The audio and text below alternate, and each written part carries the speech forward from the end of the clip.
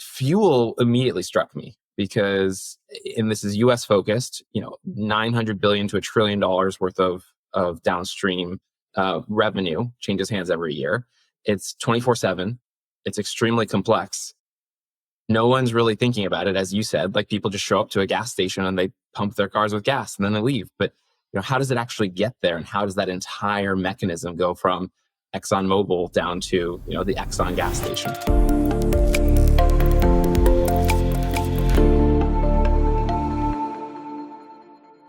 Hey, I'm Oscar. This is Tech for Supply Chains, and this is your front row seat to the people, ideas, and technologies that are making the world move. So if you're enjoying this series, please like and subscribe, and thank you so much for being here.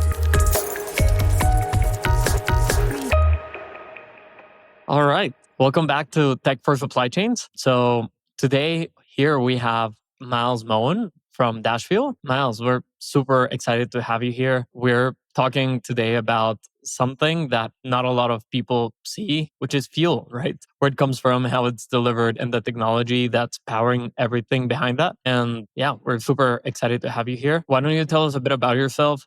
Let's get to know you and DashFuel a bit more. Sure. Great. Well, thanks for having me.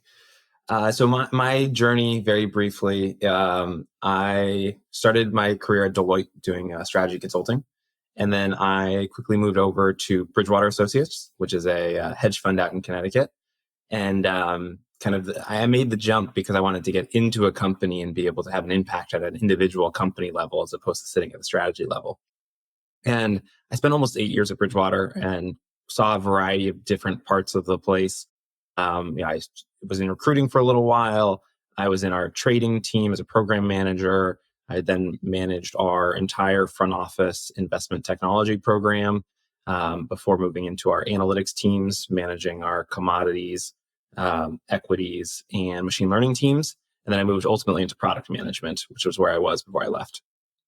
And after that was when I started DashFuel, and I actually started it because I was recruited by what's called a venture studio.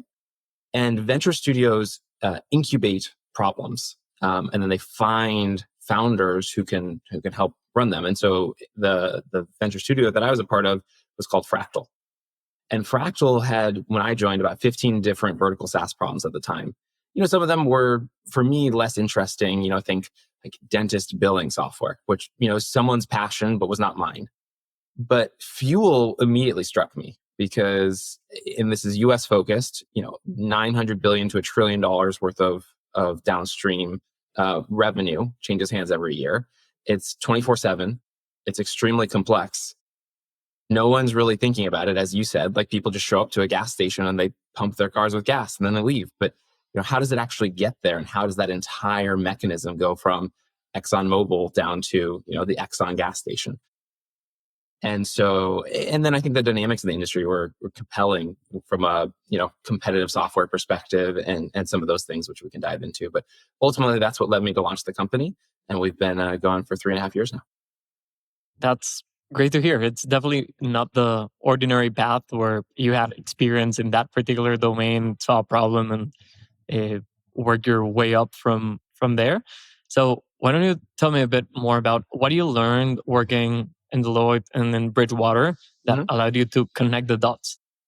Probably from a product management perspective, you're used to solving some of those problems and then creating a good solution. Yeah. What were the skills that allowed you to kind of connect the dots in a new industry that you did not have experience in?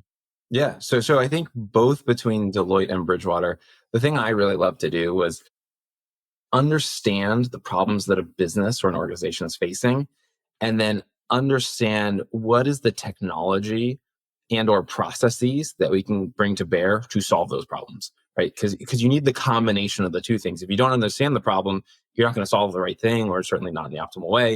And if you don't have something to bring to the table, then they're just going to continue to run the same operational playbook. So that was key. And so in terms of both of those sides, it's one, just making sure you can listen, right? Because ultimately, to understand the problems, you have to embed yourself deeply in that organization and really understand not just what the management team is, we want this output number to change, but it's what is that person on the ground doing on a day-to-day basis that generates that and what are all the steps they have to go through to actually do their job. And so you dig into any organization, and almost always you can find waste and people who have done things a certain way because that's the tool set they have, or that's what they were trained to do. And there hasn't been an evolution in that process. So it's a combination of understanding and then just watching with a critical eye. And then the other side of it is, how do you stay on top of the latest and greatest? And so obviously right now, AI is a huge thing that people are trying to understand and adapt their business processes to. And so I think that's just one of the many tools that we have in our tool belt to bring to bear. But it's also the simple things like you have an old piece of software that's on-prem that they have to be at their computer for, and it works a particular way and it takes them 2 hours to do something. We have a cloud-based solution that we can automate 95% of that. And so instead of doing something for 2 hours, they take 5 minutes to do it.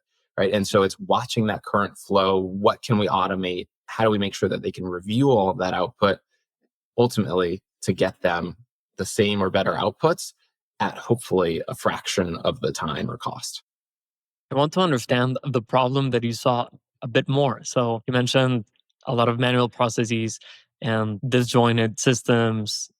What struck you most about how the industry operates in 2025? Yeah. Yeah. I mean, I think the thing that struck me is there are many businesses that operate like it's 1995. So you have, again, these are family businesses where you had someone who, you know, stalled a software base. Maybe they're on QuickBooks, or, maybe they're on one of the legacy providers, but their dispatching is still done via pen and paper. And so they'll write out the cards and they'll leave them in a stack for the drivers to pick up the next day. And then they'll take that paperwork back and they'll do the billing the next day. Or, a lot of them have switched to texting. They'll text their drivers the loads that they need to do. And so, but again, there's no systems in place that have all of the nuances that can handle the edge cases, because fuel is very complex. The reason why a lot of businesses are still using pen and paper or Excel or texting is because there's so much change. It's so dynamic that it's hard to build a system to fit it well. It's not like a lot of other logistics. And so, any business we walk into, we're typically seeing one, two, or three of these problems. That's, old, outdated software. They installed it, when early 2000s. It's on-prem. The UI looks like the UIs back then. There's a lot of buttons to click. You have to jump through a lot of hoops to do something. Almost like Minesweeper Yes, from yes, Microsoft. exactly. So that's one of the key problems we see. Paperwork is another key problem. So anytime a fuel delivery happens, the drivers will pick up fuel from the terminal. They'll get at least one bill of lading. They'll go do a delivery, right? And they'll write up a delivery ticket typically, and they'll bring that paperwork back to get billed. And so you have 2, 3, 4 pieces of paper that hopefully they've kept together, but may not have been, that you then need for billing if you've got your own drivers. You get even more paperwork if you've got external carriers that you're using. And so, there are just stacks and stacks of paper on everyone's desk. And then, they're organized in a particular way in a system that makes sense. But ultimately, you have to get them off paper and into some sort of digital form to make things easier. And so paperwork's the second one. And then the third one that we see a lot is rekeying data into multiple systems. So they might have a dispatch system, which is great, but then you have to type in all the same information into their billing system because none of them connect. And so the lack of integrations there just means that, you have 2 or 3 times the amount of work you need to, and you just increase the opportunity to introduce errors, which ultimately leads to, credit and rebills and other issues downstream with your receivables. So those are kind of the 3 key things that we see consistently across organizations for the most part. And why don't traditional TMSs cut it? Like, why doesn't then Oracle TM or MercuryGate or the traditional systems work for this type of operation? Yeah. So again, fuel is very complex. So as one example, when you're talking about the volume being hauled for fuel, you have to keep track of 2 different volumes. So it's not like you have a crate or a pallet as a pallet. You have a gross volume, and then you have a net volume, which is temperature adjusted. And some people bill on one, some people bill on the other, and people want to see both. And so again, a lot of TMSs, you've got one quantity field, and immediately it stops working. So it's the simplest things like that, all the way up to the way that fuel is procured is typically different because it's a commodity. And so, it's not like I go to this particular warehouse, pick up my pallet, and go to this, delivery location. For any given load of fuel, I might have 10 or 20 different terminals that I could be sourcing from. And at each terminal, I might have 10 or 15 different suppliers. And so you can imagine that math becomes much more complex when you're thinking about how do you source it, and how you ultimately get that delivered, weighing the freight cost along with the fuel cost. And so that amount of data does not exist in a lot of other freight systems, and therefore then creates added complexity that your system has to be able to handle, which many classic TMSs do not. That brings me to the second point that I wanted to cover with you, which is the power of focus and building for a specific industry or a niche Mhm. versus trying to be everything for everyone, Yeah. right? So, as we were saying, lots of founders try to build everything for everyone. You want to create the all in one solution. We hear that term thrown all around the place. And you chose fuel distribution as a niche. So, how did you end up focusing on this very specific vertical industry rather than spreading wider and starting with a niche and then evolving? Yeah. So I think when I think about our business, one of the reasons I picked fuel is because it is so important, and there's so much revenue in the space from a total addressable market perspective, that if we were successful here, we would have a really large business. So we didn't need all of the kind of adjacent industries or trying to go across a bunch of different things. We didn't need that. If we could nail fuel, we would be very successful. And so I think keeping our focus very narrow helped us focus understanding our customers, right? It's much easier to understand one, two, or three types of customers, right? Because each fuel distributor could be a little different, whether you're buying the fuel yourself, you're just doing the hauling, you're a gas station, but they all have very similar workflows from that perspective. They're all dealing with fuel. And so that made it easier to understand what did we ultimately need to build. So I think that was a key one. I think another key thing is things like marketing, right? Where if I was trying to go after all transportation across the US, there are hundreds of thousands of companies that we'd be going after. With fuel, there's maybe 15,000 companies that we're targeting. And so it helps us from a marketing perspective, building our brand, targeting those companies, being able to talk to these folks. So that all has benefits for us of keeping our scope narrow while not sacrificing any of the potential upside to a large business, which we're ultimately trying to build. I can imagine that for some traditional bigger companies building TMSs, some of the features that are core for you, for them are edge cases or things that they cannot really prioritize, right? So it allows you also to have that level of focus and really give your customers what they need, which is an added benefit of competing in a vertical space. Absolutely. Absolutely. And when I was first starting, I spent probably 6 months to a year traveling to see our potential customers and watching them. And again, because of that focus, I was able to compound on that knowledge quite quickly. It was not like I was toggling between five very different scenarios. If I was on the road for, five different companies over the course of 2 months, I would see very similar workflow. I would see the same legacy software. And again, it just helped me grow much faster in my knowledge of the space and developing a solution that I could put back in front of them. Because to your point, there's only so many features that fuel needed, and we could figure out what was important and what wasn't, and where the value was, which is very different from if you're trying to do a large horizontal build. Amazing. So let's get a bit more specific. And I want to hear how a day in the life of someone who's using DashFuel looks like. So tell me a bit about from the moment that they're dispatching, delivering, invoicing, what's the flow, who's touching the system, how it's working. And I'd love to understand that a bit more. Sure.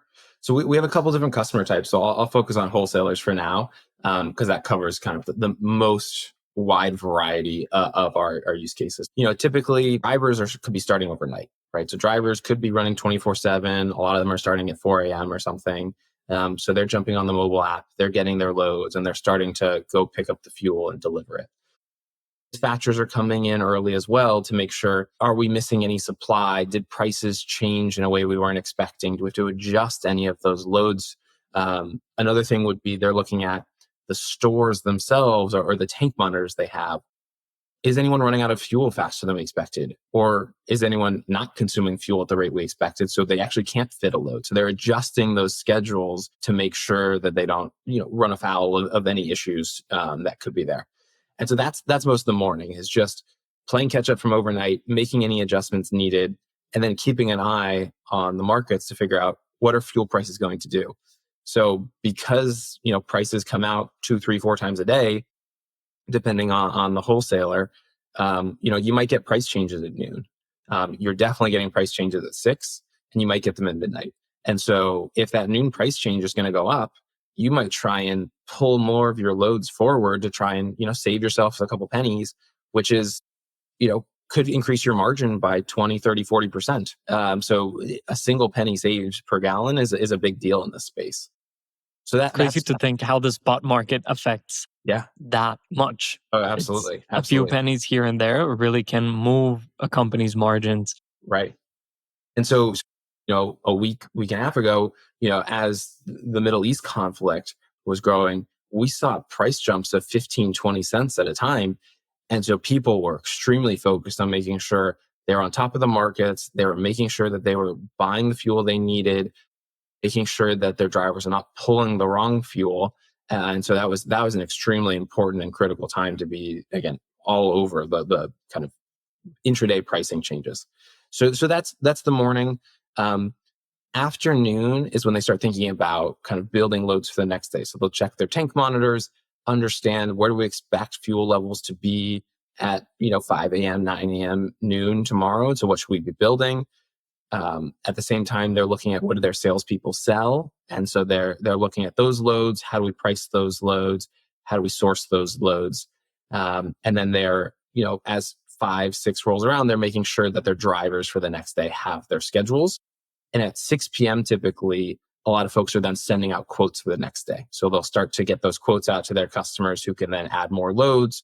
They can either add to the schedule that night or the next morning for folks, depending on how they're doing things. So again, there's a lot of different people using the system, whether it's the dispatchers, whether it's salespeople, whether it's supply, whether it's the drivers. And then as these loads are flowing in, the billers are constantly invoicing out of our system, ideally as real time as possible, because it's very easy to get backed up as these loads are coming in. And so most people try and get invoices out the door that same day or the next day. But some of the time, something goes wrong, you don't have a pricing, and so it takes another couple of days. So ultimately, that's kind of the breadth of the different people using our system. Ultimately, again, to just run their business 24/7. If we peek under the hood of everything you just described, I've heard things about visibility. So you want to understand where the truck driver is at or where the truck is at. You want to understand the invoices if they've been already created or if they have to be probably reconciled against another system. So let's peek under the hood and understand a bit more about DashFuel. So how do you achieve all of that? That sounds like a very vast footprint for a system to achieve. And it seems like you've done it. So are you building everything from scratch? Are you leveraging partnerships, integrations? What's your philosophy to building product in this space? Yeah, so I guess I would divide it into, there's the data ingestion side of things. So whether that is the pricing emails from suppliers, that is paperwork coming in, right? We're getting feeds any number of ways: emails, FTP files from CSVs, we scrape web portals. Some people have APIs, although they're not as common as we'd like. And so we're working with various other systems on that data ingestion. From there, once we have the data standardized in our system, almost everything that we've just described is done internally, because ultimately that's the key workflows. And this is how we think we can best help folks, is by maintaining control over that and streamlining connecting the data. Because one of the things you have with, again, a footprint that vast is some people before our system might have had 2, 3, or 4 different systems doing these pieces. They don't talk, and then we get back to that issue of there's a lot of rekeying things and errors introduced. So we try to keep everything in our system up through the invoicing, and then we integrate with any accounting solutions they have. But so for pricing, as an example, we have, I think, 120 different formats of pricing that we ingest for our customers. And so we ingest that, we standardize that so they can look at it, they can make sure it's good. And the way our philosophy is, we want to automate as much as possible while keeping humans in the loop to oversee and make decisions. Ultimately, we think that's what leads to the best outcomes, because if you have a computer trying to do too much and it catches some edge case, it sees something that it doesn't know how to process, that can throw your entire business off for the day. And so for us, it's really important that we think about the checkpoints that you want humans overseeing these things. So whether that's, the quoting, where we want to make sure you have the option to see it, or, if you want to automate it, great, that's fine. And we can help you do that. The dispatching, making sure that a dispatcher is seeing those loads planned. But ultimately, that's how we approach it, of keep as much of that core internal and connected as possible so that the data flows through seamlessly, partner heavily with folks to get that data into our system, and then ultimately insert human checkpoints where we can, in a kind of high ROI way, to make sure that they're making the best decisions and maximizing their margin, and their time savings as appropriate. I want to get to how AI is affecting all of this, because this seems like the perfect candidate for AI to structure data, then relay it to whoever has to be informed. So we'll get there in a minute. But before we go into that, I want to understand a real customer story. How are you helping field distributors actually improve their margins, or reduce their operational costs, or simply make their business actually traceable in each part of their flow? So why don't you tell us a bit about a customer story or something you want to share with us around that? Yeah, happy to. So there's one customer, that, their operations were mostly based out of Excel spreadsheets, and they had a system that worked. They were doing reasonably well.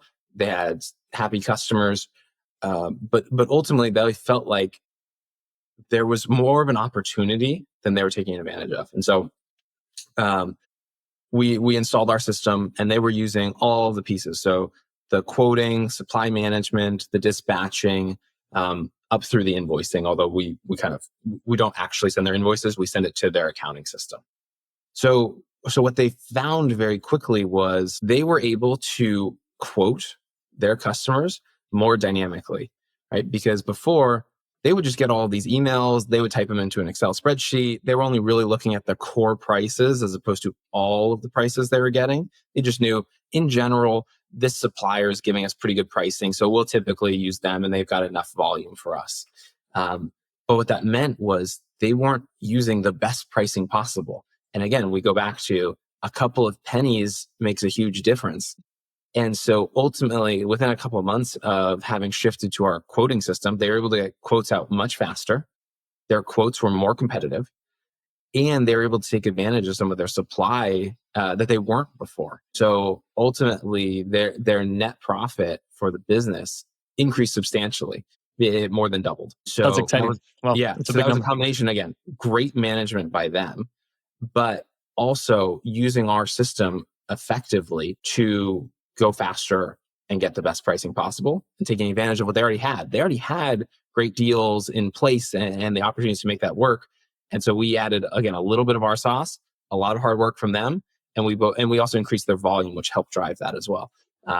So ultimately for us, that's the most gratifying thing, is we can help these businesses do much better than they have been historically, with, again, just getting them better tools to do their jobs better and more easily. And so I think that's the type of thing that we love to see and we love to hear, because that's why we started the company.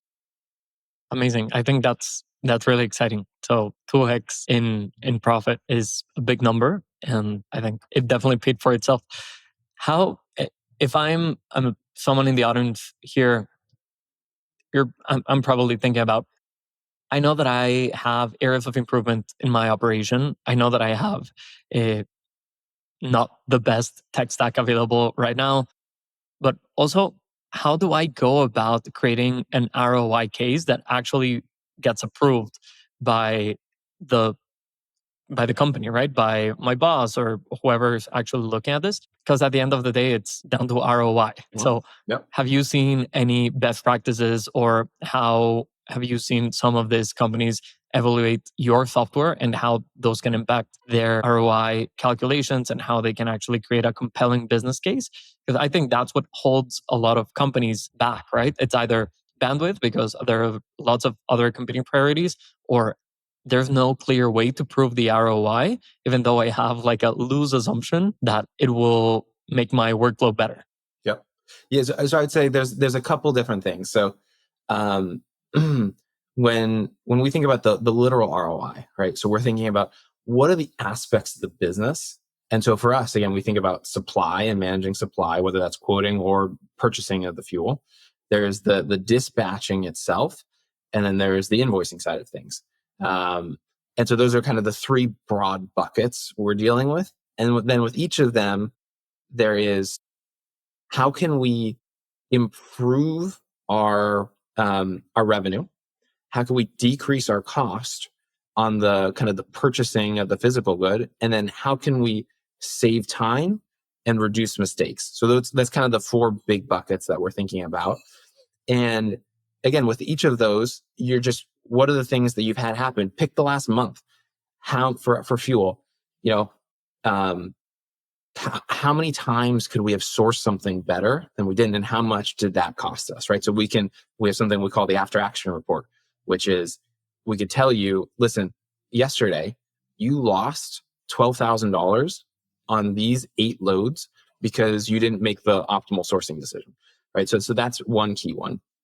um, and then on the time saving, it's, you can watch each of your people in these groups, so the billers, how much time does it take them to actually invoice something? Okay. And then you can look at the software and you can play with it and you can say, okay, it would take me 15 minutes to do this by hand, 1 minute to do it here. What can I do with that? You know, typically these companies have, it's not they have too many people, it's they have too much to do relative to the people they have. And so you can have them refocus their efforts on higher priority things.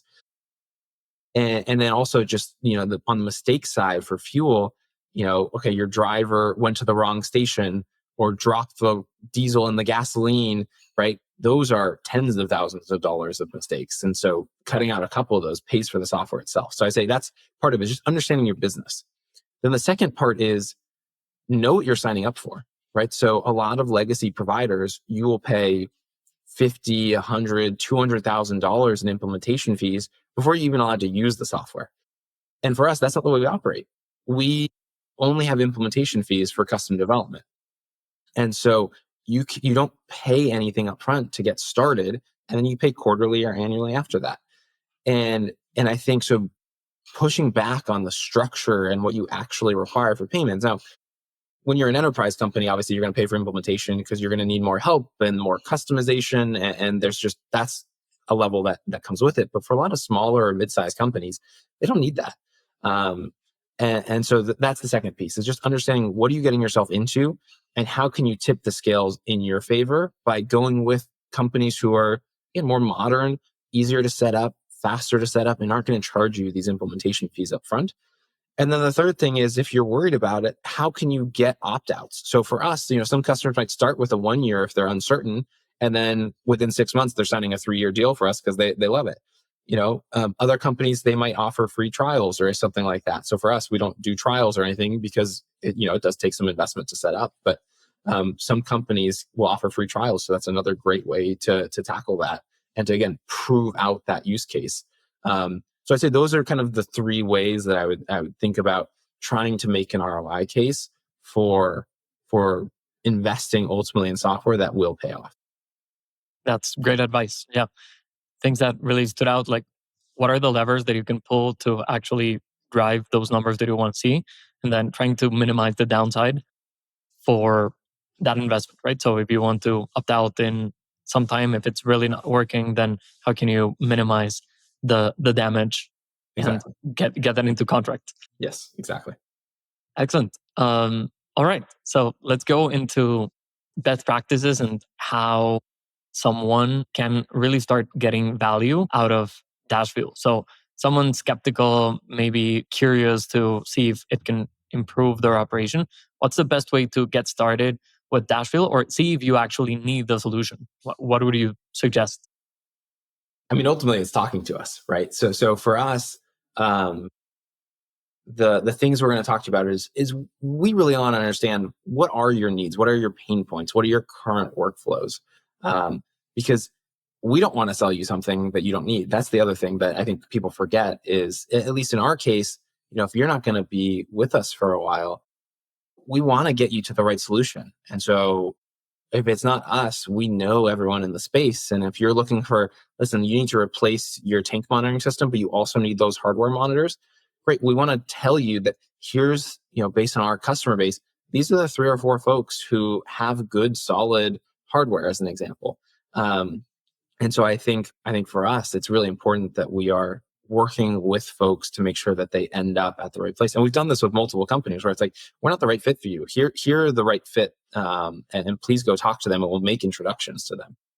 From there, we'll really focus on where's the biggest need, right? So is it in that pricing, ingestion, and quoting because you're spending 2 hours a night from 6 to 8 when you should be having dinner with your family? Is it on the dispatching side when you're waking up at 3 a.m. because you forgot to text that driver his or her load and they're just sitting in the lot waiting? Is it on the billing side where you are falling days and days behind because that paperwork is just piling up? And so we'll talk through what are the biggest issues. And then from there, we'll show you what it looks like. And then ultimately, you're going to sign a contract and we'll focus on getting you up and running as fast as possible on that and work with you to train you, to test side by side with your current workflows, and then ultimately get you up and running. So ultimately, it starts with a conversation with us, and we want to understand what are your biggest pain points. Perfect. Now let's look ahead. So technology is changing quite fast. I think I've been in the space and the industry for a few years now, and at the intersection of technology and logistics in particular. And I'm seeing a rate of change that I haven't seen before. And I also see way higher confidence in the people that were skeptics before, that now this is going to really change, right? So it used to be a lot of pushback on, no, this is an industry that's driven by relationships. And I think people still believe that to be true. But I also see a lot of people that are thinking that there are a lot of manual processes or just grunt work that can really be automated, and that will change the dynamics of how companies are operated. So I would love to understand from your perspective, what are the biggest changes that you're seeing in the industry? What gets you most excited? And I want to double click into how that will affect DashFuel's roadmap in the future and what you plan to ship. Yeah, great. So I would say there's like two clear things that stand out for me when I think about changes. Obviously, AI is one, and um, how that AI can impact business. So we'll definitely spend time there. There's also kind of um, the proposal of things like loads and load schedules for us is another key focus, because ultimately you can take all the data, whether it's the pricing data, the tank monitoring data, the schedules for drivers, and you can say, hey, based on all of this, here's the 25 loads you should be running, and here's the priority order, and here's where we would source them. So I'd say that's the second thing. But AI is obviously kind of the big thing now. And it's funny, we talk to people in industry, and they have spent so long trying to get away from paperwork, but they were relying on what is now outdated OCR technology. And yet, a driver takes a picture, it's a little blurry, whatever it might be. They didn't have the technology to handle all of the edge cases that come from drivers in the field taking pictures of paper.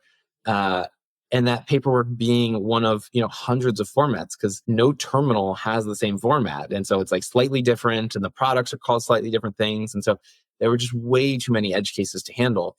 With LLMs now, you can handle the vast majority of those edge cases. And so one of the features we actually rolled out last year that has been a big hit with our customers is automating driver paperwork. So before, even using an app, the driver would have to key in the bill of lading number, the gross and net volumes, um, what products they picked up, things like that.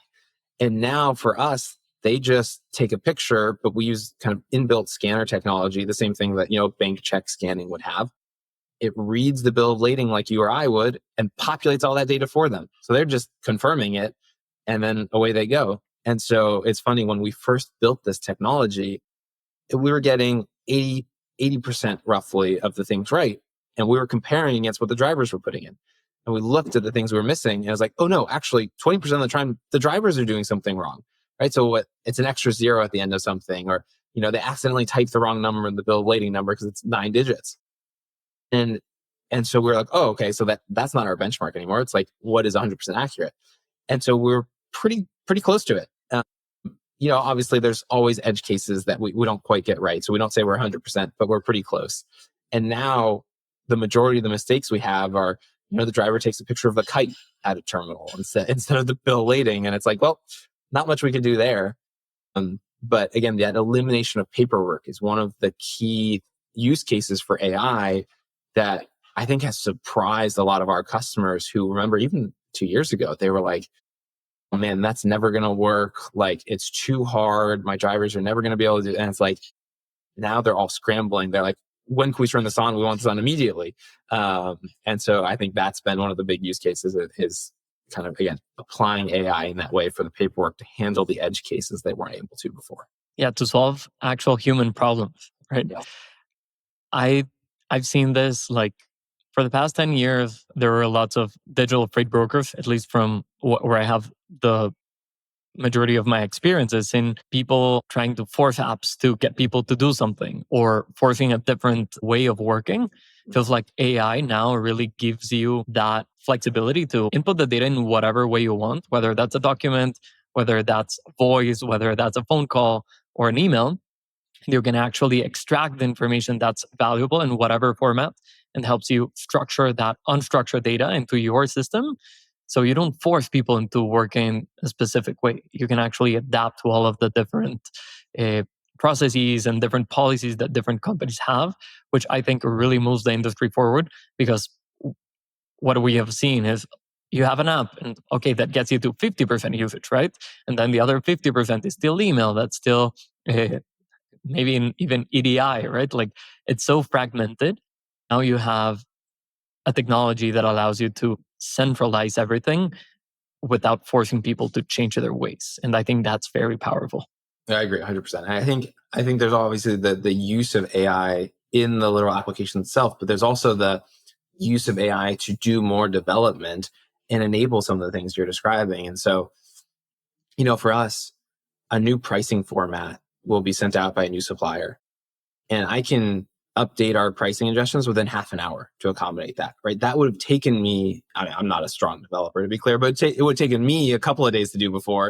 And it would take our developers maybe half a day to do. But it's now like I can toss in, here's the format of the email, give me something that looks like this, and it does it and it writes the tests for us. And it's incredible what these tools can do, again, not just for the users but for us internally as a team. And that I think has helped us a lot, because one of the things like you're describing is fragmentation of the industry makes it much harder. And we go back to those three core problems. The problem of manual data entry, like that is a core problem, in part because so many people have so many different ways of communicating and integrating. And we've been able to simplify a lot of that by using AI to build these connections.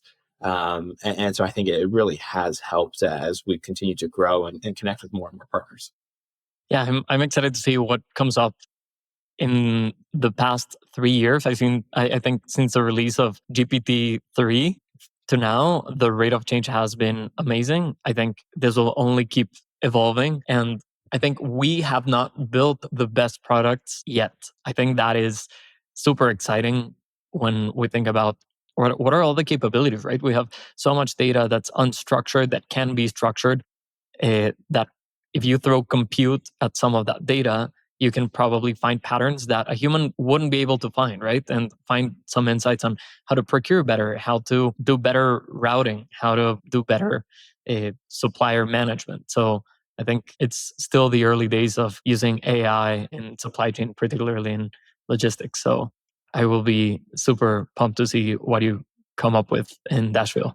Yeah, we're excited. And again, I totally agree. I think there's a lot of opportunity. The best is yet to come. I mean, the models are constantly improving. That's the other thing that's been shocking for me is the rate of model improvement is so fast that you know you wait 3 months and there's another one out there and it's 20-30% better. And sometimes there's these massive paradigm changes where it's you go from a GPT-3 to a reasoning model is totally different. And how do you use those to the best abilities? To your point, it's we're still exploring and there's a lot to be uncovered.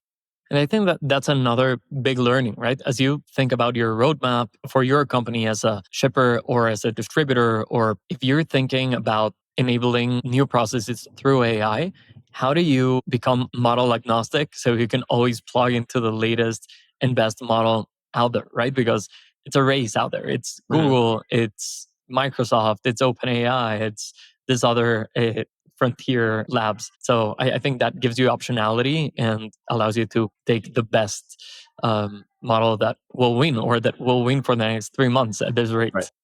Well, and I think it's also important win for your use case, right? So reading paperwork is a totally different problem than chatting, which is a totally different problem than coding, right? And so you have different models who have different strengths. And so for us, like the important thing is you have to have an evaluation process.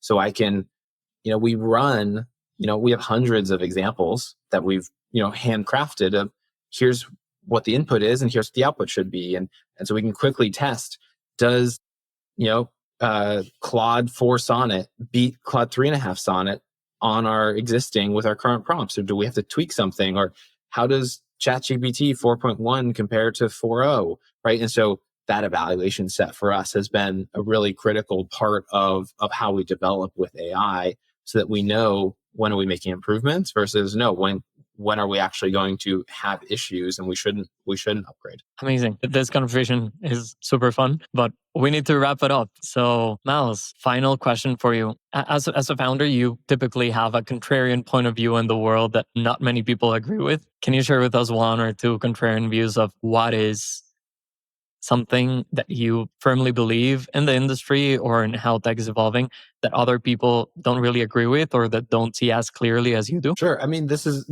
ultimately what led me to start DashFuel was a contrarian view. This was, I started this process back in 2021 and we launched in 2022. But ultimately, my point of view was that oil and gas will be a critical commodity for decades to come in the US. At the time, everyone was focused on EVs and trying to eliminate oil and gas, and no real startups were going into this space. And so you having one of the most important industries in the US stuck on legacy systems. And so I would say that was kind of my big contrarian bet was that no, oil and gas is going to be around for a while. It is extremely important that we invest in this industry. And so far, so good. We'll see how that continues to play out. But I think so far I've been right. And again, it's also sad but interesting. Like 2 weeks after we launched, Russia invaded Ukraine and oil and gas became a thing again. And so I think, we are seeing more and more that people are realizing how important this is to the current way of operating. And again, I think it will stick around for a long time to come. Perfect. Miles, thanks for bringing us inside DashFuel's journey from old industry problems to modern solutions and from listening to the drivers and the dispatchers to dreaming up what's next and your roadmap. So, do you have any last thoughts for listeners? No, I mean, I just thank you so much for having me. It's been a pleasure. If people are curious, please check us out at our website, get-fuel.com. And otherwise, if people want to chat about the founder journey, I'm always happy to chat about that as well. Perfect. Thank you again for joining us and see you next time on Tech for Supply Chains.